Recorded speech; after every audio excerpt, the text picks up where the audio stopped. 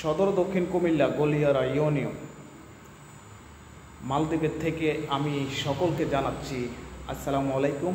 আর রয়ে গেল আপনাদের প্রতি অন্তঃস্থলের থেকে বুক ভরা ভালোবাসা।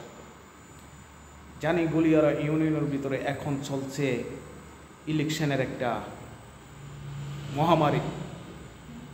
তো গলিয়ারা ইউনিয়নের ভিতরে যারা আছেন তাদেরকে আমি একটা টিপস দিতে চাই। সেই টিপসটা হইল, যে পার্টিই করেন না কেন সমস্যা নাই, তবে একজনকে আরেকজন উৎক্ষিপ্ত করে কথা বলবেন না।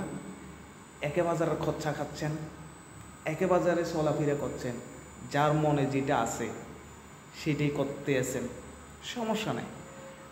কেউ আওয়ামী লীগ করে, কেউ বিএনপি করে, কেউ জামাত করে, করেন না। তবে একে বাজারে খরচা খাইয়ে যদি একজনের প্রতি একজনের আন্তরিকতা না থাকে তাহলে কীভাবে চলে? তো প্রায় সময় ভিডিওর ভিতরে দেখতে আসি একজনের আরেকজনের উপরে অনেক কিছু বলা বলি হচ্ছে। তো এই জিনিসটা করা যাবে না। কারণ হয়েছে, আপনার ভোট আপনি দিবেন, যাকে খুশি তাকে দিবেন, এটা মনে রাখেন না। মিছিলে যান, এখানে যান, সেখানে যান, সমস্যা তো নাই। তো লাস্ট শেষে আপনি মরার পরে আপনার ফাড়াফুড়সি আসবে, আপনার এলাকার লোকে আসবে, নেতা আসবেন আপনার ফালং লইতে।